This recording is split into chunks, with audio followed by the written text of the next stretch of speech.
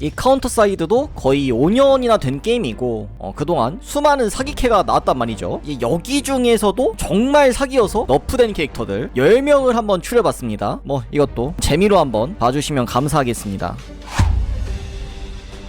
첫 번째로 각성 이지수입니다. 처음 나왔을 당시에도 성능이 꽤 좋았는데 시간이 지남에 따라 메타에서 뒤처지고 또 버프를 받고 이 과정이 계속해서 반복됐어요. 버프를 몇 번 받았는데 그래도 아쉬운 성능을 보여줬죠. 그러다가 얼터니움 리액터를 받으면서 엄청난 떡상을 했습니다. 이때 당시 이지수를 잡을 방법이 거의 없었어요. 그냥 서로 지수를 못 잡아가지고 거의 항상 3번 게임이 나왔습니다. 그리고 이게 또 굉장히 불쾌하다는 평가도 많았기 때문에 리액터를 받은 이지수는 상당히 악명 깊었던 캐릭터입니다. 자, 그렇게 해서 결국에는 너프가 되었죠. 피해 감소 효과 그리고 체력 회복 효과가 사라지면서 또다시 애매한 캐릭터가 되어버렸죠. 뭐 어쨌든 다음 9위를 한번 봅시다. 9위는 라파엘라입니다. 라파엘라는 2번이나 너프된 캐릭터예요. 여러분들이 알고 있었던 최대 피해 제한 4%의 라파엘라, 얘도 꽤 사기였잖아요. 그런데 사실 과거에는 최대 피해 제한이 2%였어요. 이 최피제 2%의 라파엘라는 말 그대로 각성 힐대보다 튼튼한 캐릭터였어요. 진짜 엄청난 성능을 보여줬는데 이때 이게 그다지 주목을 못 받았어요. 묻혔습니다. 왜냐하면은 라파엘라를 순식간에 무력화시킬 수 있는 그 시즈 캐릭터가 출시됐거든요. 결과적으로 이 라파엘라는 2번의 너프를 받았지만 여전히 사용이 가능할 만큼 나쁘지 않은 성능을 보여줍니다. 자, 그러면 다음은 재무장 강소영입니다. 재무장 강소영 역시 2번의 너프를 받은 캐릭터예요. 여러분들이 잘 알고 있었던 그 강소영의 성능은 출격기에 고정 피해가 있었습니다. 그래서 이게 극단적인 함선 테러의 메타가 되어버렸죠. 뭐 사실 왜 이런 성능이었나 생각을 해보면 아마도 타워 샤오린이 원인이었던 것 같긴 해요. 이때 재무장 강소영은 진짜 말 그대로 엄청나게 욕을 먹는 캐릭터였어요. 그냥 2코스트 출격으로 이제 4코스트, 5코스트 캐릭터들이 그냥 사라져버리니까 이게 굉장히 불쾌했던 거는 사실입니다. 결국에 개발팀에서는 재무장 강소영의 너프를 예고했죠. 그래서 1차로 재무장 강소영의 고정 피해 그리고 특수기가 너프됐고요. 그리고 2차로 재무장 강소영의 체력이 너프됐습니다. 뭐 이렇게 너프가 되었지만 여전히 후열 저격 캐릭터로 잘 쓰이고 있는 캐릭터죠. 다음으로 넘어갑시다.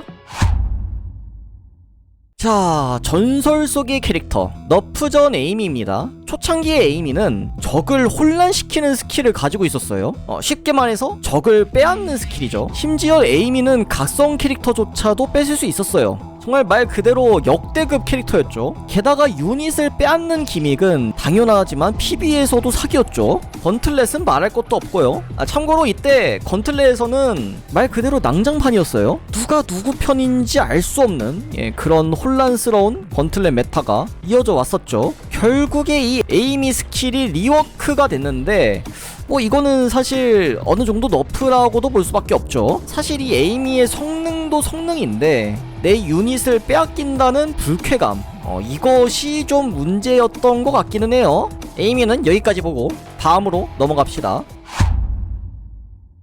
자, 다음은 밀리아입니다. 길티기어 콜라보 캐릭터죠. 여러분들 중에서는 분명히 밀리아가 그렇게 사기였나? 라고 생각하시는 분도 있을 거고요. 현재 밀리아는 특수기 개수가 절반으로 너프된 상태고 나중에 디펜더 피해 30%의 버프를 받았죠. 그때 당시에는 이 밀리아의 특수기가 문제였어요. 아니 뭐 특수기가 그렇게 세다고? 근데 이것만으로는 좀 부족할 수 있죠. 그 정도인가? 자, 그러면 이 영상을 한번 봅시다. 자, 말이 안 나오죠. 뭐 이때 당시에는 함선의 최대 피해 제한이 없었을 때긴 한데 그때 당시에는 밀리아 특수기가 굉장히 강력했습니다. 밀리아는 1벤이 정가다, 뭐 이런 느낌이었죠. 참고로 얘는 궁극기도 존나게 셉니다. 말 그대로 각성 레인저였어요. 그리고 그렇게 해서 지금까지도 밀리아는 상당히 좋은 캐릭터입니다. 뭐 다음으로 넘어갑시다.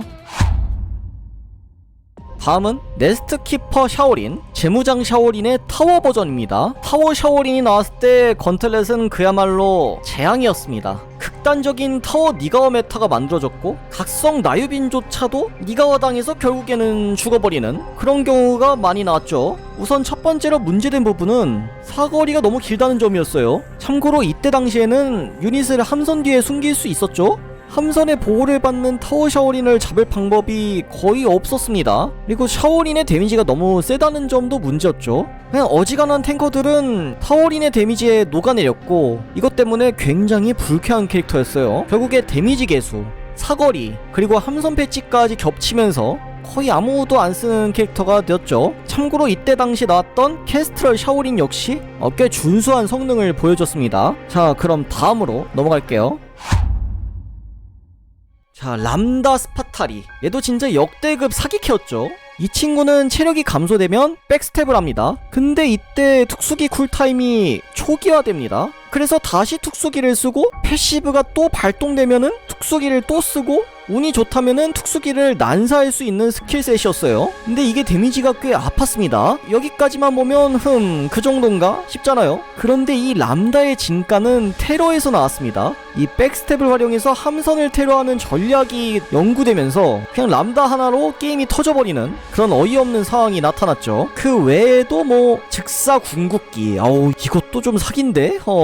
뭐 결국에 바로 너프가 되어버렸고 안타깝지만 이제는 아무도 안 쓰는 그런 캐릭터가 되어버렸습니다. 자, 그 다음 이제는 3위네요.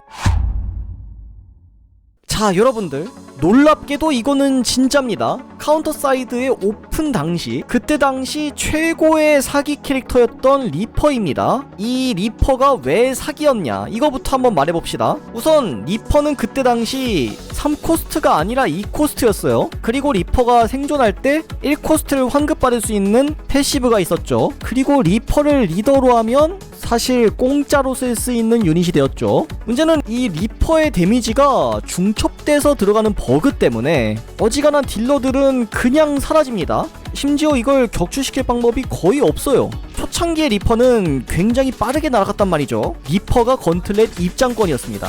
아쉽게도 이 초창기의 리퍼에 대한 영상이 거의 없기 때문에 우선 여기까지 하고 넘어가겠습니다. 2위는 세퍼드와 러처.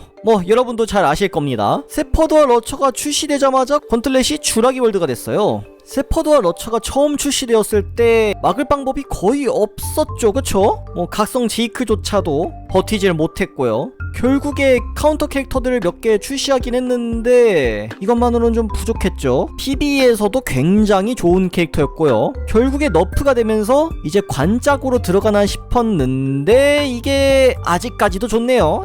과거와 다르게 데미지가 좀 많이 약해졌는데 그 대신에 탱커로 기용하는 빌드가 연구되면서 여전히 사용 가능하다는 게 증명되었죠. 물론 PBE에서는 좀 아쉬워지긴 했어요. 마지막은 여러분도 대충 눈치챘을 텐데 그 녀석입니다. 대망의 1위는 너프전 골리앗입니다. 저는 이 골리앗이 출시된 그날의 건틀렛을 잊을 수가 없어요. 함선이 그냥 한 방에 터지니까 말이 안 나와요. 유저들은 이 골리앗을 막기 위해 별의별 짓을 다 했는데 결국에는 방법이 없었습니다. 근데 이때 골리앗이 공중 유닛을 공격 못하는 버그가 있었거든요. 그래가지고 클랜을 배치해가지고 이걸 막는 방법이 있긴 했었습니다. 물론 버그였지만요. 결국에 이 골리앗은 일주일 만에 너프가 되면서 굉장히 애매한 캐릭터가 되어버렸죠. 너프된 이후에도 종종 골리앗이 나오긴 했었어요. 골리앗이 의외로 쓸만한 주간도 있었고요. 근데 요즘에는 이거 쓸 데가 거의 없긴 하네요. 자, 이렇게 해서 너무 사기캐여서 너프된 캐릭터 탑 10에 대해서 알아봤고요.